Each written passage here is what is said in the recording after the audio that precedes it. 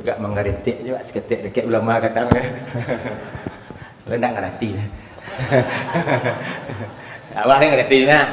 Tapi kan kalau duduk dekat ulama ko memang kita adu maruah ya. Jadi di Bapak Kiai yang terhormat, malam hari ini kita mengadakan tema akidah. Apa itu akidah Ahlus Sunnah wal Jamaah? Tadi kita sudah diantarkan oleh Ustaz Jalfatullah mengenai apa itu Abu Hasan Asy'ari dan bagaimana sebagainya. Tapi Pak Kiai, tadi kebetulan ada jemaah kita yang lewat membawa buku ini. Saya khawatir tadi ini fotokopi ya, ternyata ini asli kayaknya. Di buku ini bapak-bapak, ibu-ibu, beliau nggak bawa buku sayangnya. Buku ini adalah karangan beliau. Buku ini pengarangnya Muhammad Idrus Romli, ini beliau. Dan buku ini direkomendasikan oleh Ustadz Abdul Somad di YouTube beliau. Tapi saya nggak pernah bicara sama beliau untuk menjual buku. Dan saya yakin beliau juga tidak menjual buku hari ini ya. Tidak ada buku. Nah, untuk itu kaum muslimin, nanti saya sudah tamat baca buku ini. Bukunya luar biasa, mudah memahaminya, dan bisa kita cerna dengan baik, dengan mudah. Dan mudah-mudahan nanti kita cari di Shopee, bisa di tempat-tempat penjualan buku. Tapi saya nggak tahu.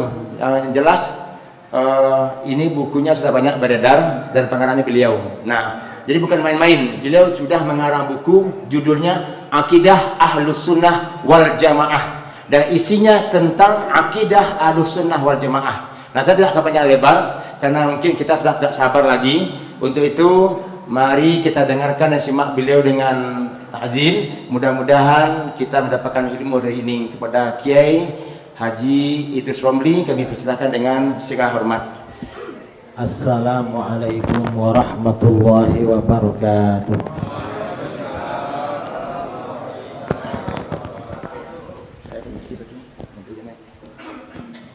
Nanti patut tanya jawab kita bisa kembali.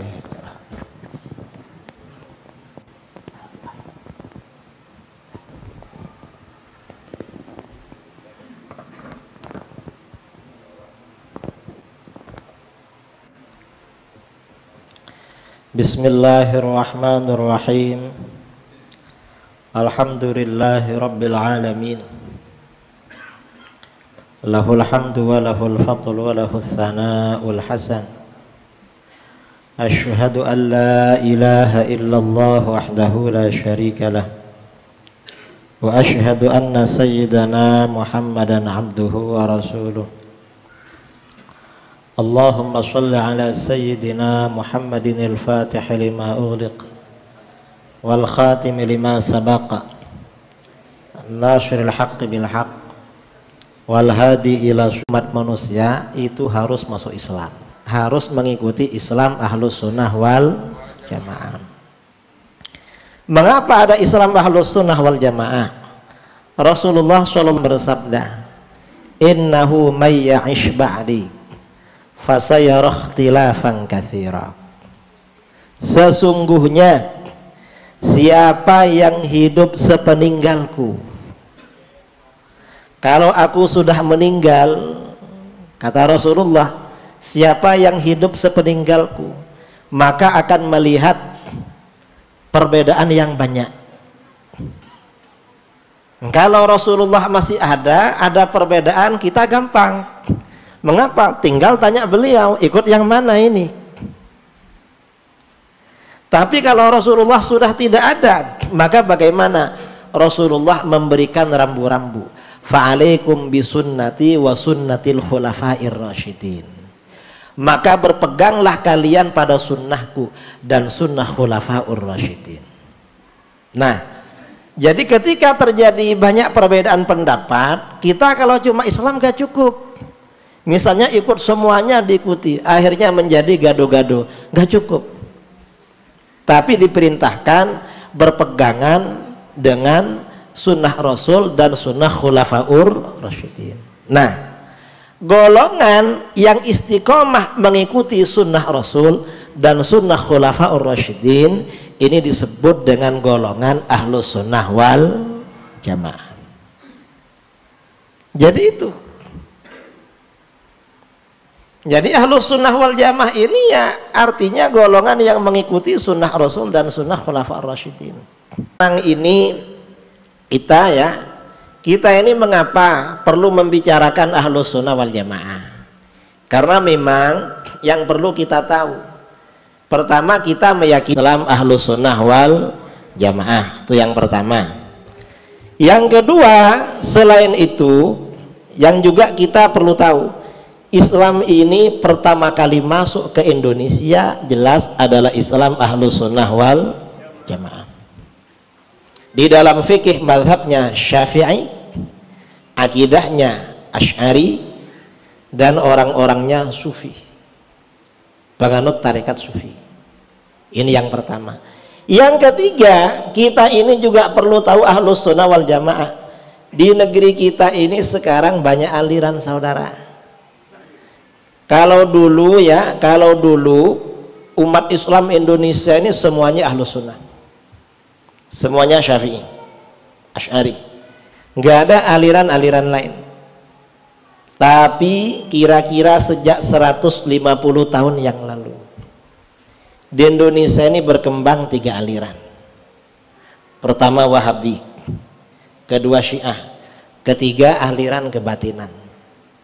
Kebatinan ini kelompok Sufi yang berpandangan dia ini kalau sudah usul mencapai makom maka gak perlu sholat, gak perlu ibadah. Ini Sufi. Ini 3 aliran. Ini 150 tahun yang lalu. Saudara tahu kalau 150 tahun yang lalu ada 3 orang, kira-kira sekarang anak cucunya ada berapa? Banyak ya, apalagi orang Minang. Orang Minang tuh dulu biasanya banyak anaknya, kadang juga banyak istrinya, banyak bini pula. Karena dulu ini aliran sesat 3, sekarang berapa? Tahun 2009 saya meneliti dengan kawan-kawan di Jawa Timur. Yang diteliti separuh Jawa Timur, mencatat, meneliti aliran sesat. Separuh Jawa Timur itu tercatat ada 250. Kalau dipukul rata berarti Jawa Timur 500. Pulau Jawa itu provinsinya ada 5. Ada berapa? Ada 5 ya? 6 ya? Ada 6. Kalau tiap provinsi ada 500, berarti di Jawa ada berapa? Ada 3000. Tambah Sumatera Barat, Sumatera Utara, ramai sesat. Nah, sebagian dari aliran ini mengaku Ahlus Sunnah wal Jamaah. Ngakunya begitu. Makanya kita ini harus tahu siapa Ahlus Sunnah wal Jamaah. Nah, Ahlus Sunnah wal Jamaah ini kita bicara akidah sekejap aja ya. Setelah akidah sebagian ajaran, dan mungkin nanti tanya jawab. Tanya jawabnya bebas, bisa sampai jam berapa ini? Ini belum jam 9, sampai jam 10 lah, atau jam 11, 12 gak apa-apa.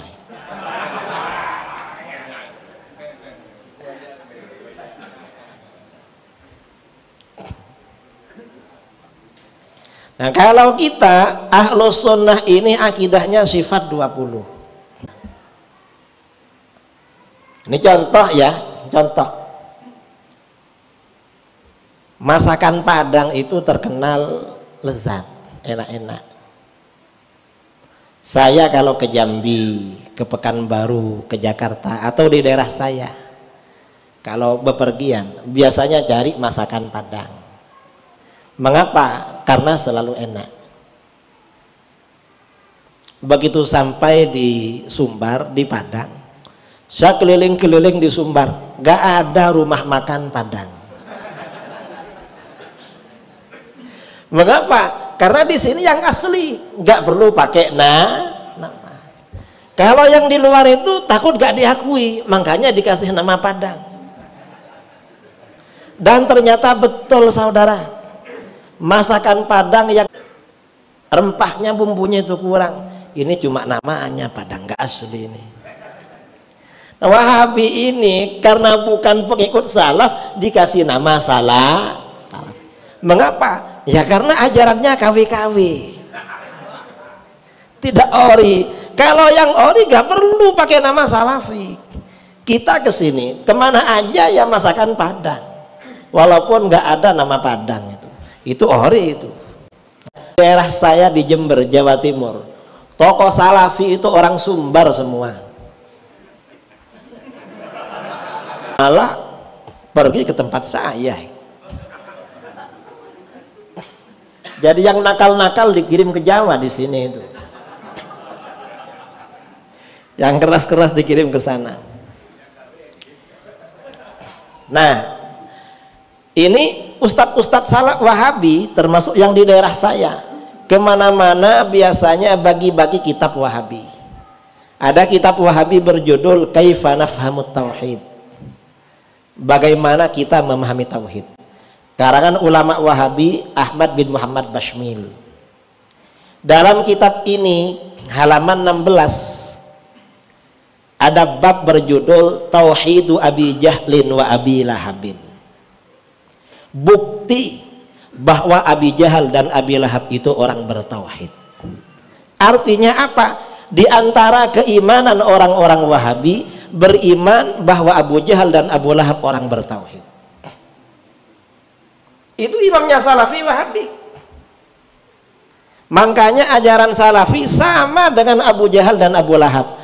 Abu Jahal dan Abu Lahab gak mau tawassul, Wahabi gak mau tawassul. Abu Jahal dan Abu Lahab gak mau istighatsah, Wahabi gak mau.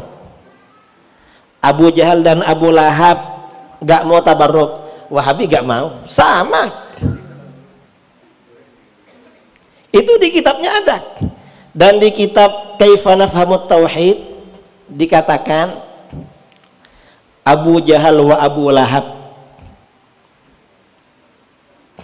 wa man ala dinihim minal musyrikin kanu yu'minuna billah wa yuwahhidunahu fir rububiyyah khaliqan wa raziqan muhyiyan wa mumitan darran wa nafi'an wa la yusyrikunahu fi dzalika syai'an. Ini imamnya Wahabi. Abu Jahal, Abu Lahab dan orang-orang musyrik seperti dua orang ini selalu beriman kepada Allah dan karenanya orang Wahabi di Syria membentuk tentara namanya ISIS. Yang dibunuh siapa? Umat Islam Ahlus Sunnah wal Jamaah, sama dengan Abu Jahal dan Abu Lahab yang membantai umat Islam ketika di Mekah dulu. Itu ajarannya Abu Jahal, Abu Lahab, saudara. Ajaran Wahabi. Di dalam kelompok-kelompok Islam, firqah-firqah Islam sejak masa sahabat, kelompok-kelompok di luar Islam, di luar Ahlus Sunnah wal Jamaah, gak ada golongan yang menganggap Abu Jahal, Abu Lahab bertauhid, kecuali di kitabnya Wahabi. Gak ada yang memuji-muji Abu Jahal, Abu Lahab, gak ada, kecuali Wahabi. Makanya orang-orang Wahabi merendahkan para ulama, ikut ajarannya Abu Jahal, Abu Lahab. Itu orang Wahabi. Dan ini si Wahabi ini di kitabnya tadi bilang, ajibun wa gharib ayyakuna Abu Jahal wa Abu Lahab aktsara tauhidan lillah wa akhlasa imanan bihi minal muslimin. Karenanya ISIS membunuh umat Islam di Syria, di Irak, di Libya. Orang Israel, orang Yahudi di Israel aman, dan tentara ISIS yang cedera dirawat di rumah sakit Israel. Mengapa? Karena akidahnya sama. Orang itu kalau ideologinya sama biasanya saling suka, itu suka. Karena al-arwah junudun mujannadah, ruh itu memang dikumpulkan oleh Allah, dikumpulkan. Al-arwah itu perkumpulan yang selalu dikumpulkan. Fama ta'arafa minha talaf. ajarannya Wahabi karena ajarannya mirip Abu Jahal, Abu Lahab, suka sama Abu Jahal, Abu Lahab. Karena ajarannya mirip ajaran Yahudi, suka sama Yahudi. Itu Wahabi. Kalau Ahlus Sunnah wal Jamaah ajarannya dari mana? Al-Quran, hadis, ijma, qiyas. Sifat 20. Kita sekarang bicara sifat 20. Tapi bicaranya ya nggak sampai selesai lah. Karena ini sifat 20 ya, sifat 20. Buku ini gratis, asalkan datang ke rumah saya. Nah, saya biasanya menyiapkan kalau ada tamu ke rumah saya kasih. Tapi jangan lupa bawa oleh-oleh kalau bertamu itu.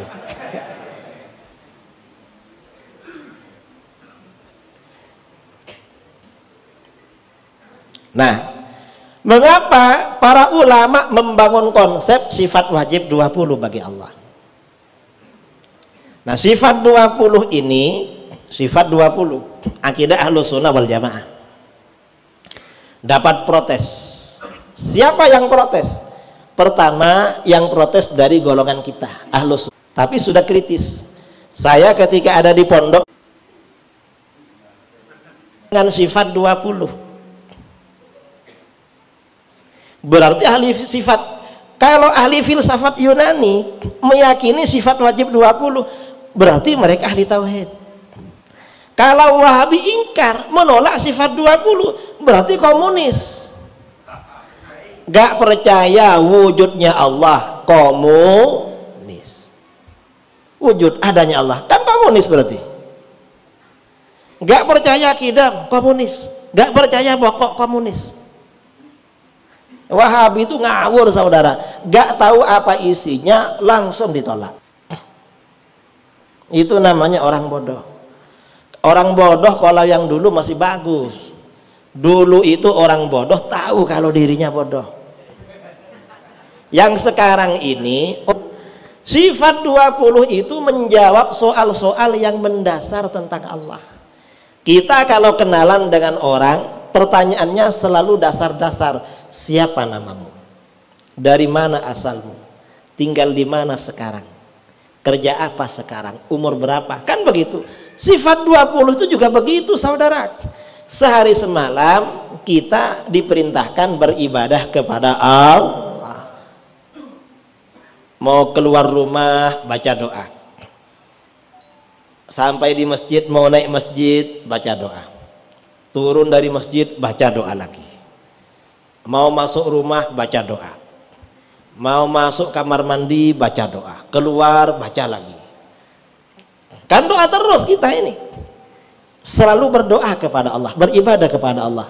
Pertanyaannya, pertanyaan pertama, apakah Allah ada? Jawabnya adalah sifat wujud. Sifat wujud ini untuk membantah orang komunis yang nggak percaya wujudnya Allah. Karenanya jangan diremehkan tentang dalil sifat wujud. Anak-anak kita, generasi kita jangan sampai gak tahu dalil wujudnya Allah. Mengapa? Kalau gak tahu dalil wujudnya Allah, lalu lulus SMA, kuliah di UIN, Jakarta, Jogja, Jawa Tengah. Karena orang Padang nih suka kuliah di Jakarta, suka di Jogja. Mungkin jarang yang kuliah di sini. Sukanya keluar Sumatera biasanya. Nanti sampai di sana jumpa dengan dosen-dosen terpengaruh komunis, dia akan bercerita dalil wujudnya Allah. Insya Allah ya, nanti para asatid agar menjelaskan. Nah, ini dalil wujudnya Allah. Karena Allah itu wajibul wujud, maka kebalikan dari sifat wujud mustahil bagi Allah, yaitu adam atau tiada. Ini pertanyaan pertama. Pertanyaan yang kedua, kalau Allah itu wujud, sejak kapan wujudnya Allah? Jawabnya sifat qidam. Wujudnya Allah tanpa permulaan. Allah gak ada permulaannya, makanya gak pakai tanggal lah. Kalau kita di KTP ada tempat tanggal lah, ada tempatnya, ada tanggal lahirnya. Kita Karenanya ini sifat kidam ini membantah kelompok-kelompok yang mempertuhankan selain kidam ini, membantah kelompok-kelompok yang mempertuhankan selain Allah. Orang Nasara mempertuhankan Bunda Maria, Siti Maryam. Gak betul tuh. Siti Maryam itu ada tanggal lahirnya, ada orang tuanya. Orang Nasara mempertuhankan Yesus, Nabi Isa. Salah itu. Nabi Isa ada tanggal lahirnya, bukan Tuhan. Kalau ada tanggal lahirnya berarti bukan tuh. Dibantah pakai kidam, makhluk yang dipertuhankan, gak sah.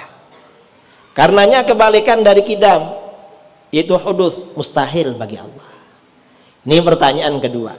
Pertanyaan ketiga, Allah yang wujud dan kidam sampai kapan wujudnya? Jawabnya adalah Allah maha kekal, maha abadi. Maka yang gak kekal, yang gak abadi bukan Tuhan. Orang Nasara mempertuhankan Bunda Maria, bukan Tuhan. Siti Maryam dah wafat. Mempertuhankan Nabi Isa, bukan Tuhan. Orang Nasara meyakini sudah wafat, kita meyakini belum wafat, tapi akan wafat nanti setelah turun ke dunia. Kapan turunnya kita gak tahu. Dan tanda-tandanya macam masih lama. Artinya kalau bapak-bapak yang ada di sini mungkin sudah gak ada. Saya mungkin juga sudah gak ada mungkin. Entah anak cucu mungkin. Ini Nabi Isa. Ini pertanyaan 1, 2, 3. Karenanya kebalikan dari baqa, yaitu fana, rusak, binasa, mustahil bagi Allah. Kalau kita ini gak baqa, karena gak baqa maka ada tanggal matinya, ada acara haul. Tuhan gak ada ulang tahunnya, gak ada haulnya, gak ada. Ini pertanyaan ketiga. Pertanyaan keempat, Allah yang wujud kidam baqa seperti apa? Jawabnya adalah mukhalafatu lil hawadits. Allah itu tak serupa dengan apapun perkara yang baru. Di dalam Al-Quran, laisa kamitslihi syai', tidak ada sesuatu apapun yang menyerupai dengan Allah. Tidak ada sesuatu apapun yang serupa dengan Allah. Mengapa Allah gak serupa dengan apapun perkara yang baru? Karena kalau Allah serupa dengan satu perkara yang baru, berarti Allah juga baru. Karena setiap sesuatu pasti punya hukum yang sama dengan apa yang serupa dengannya. Sedangkan Allah wajib bersifat kidam, wujudnya tanpa permulaan, berarti Allah tak serupa dengan perkara baru. Nah, sifat mukhalafatul hawadits ini menolak terhadap faham Wahabi. Apa kata Wahabi? Kata Wahabi, Tuhan itu mukhalafatul hawadits tapi tak begitu mukhalafatu. Mengapa? Ada mirip-miripnya. Kata Wahabi, Tuhan itu mirip seorang laki-laki yang masih muda, belum berjenggot, tingginya kira-kira 30 meter. Tuhannya Wahabi. Akidahnya Wahabi dalam masalah ini mirip akidah Yahudi. Kata Yahudi, Tuhan itu seperti seorang laki-laki yang sudah tua, rambut dan jenggotnya putih semua, tingginya 3, lebih tua daripada Tuhannya Wahabi. Karenanya akidah Wahabi adiknya akidah Yahudi. Makanya disingkat Wahyudi. Wahabi adiknya Yahudi itu. Mirip saudara. Ini yang disebut tauhid asma wa perkara yang baru. Karenanya kata ulama salaf, kullu ma khatara bi balik fallahu bi khilafi dzalik. Apa saja yang terlintas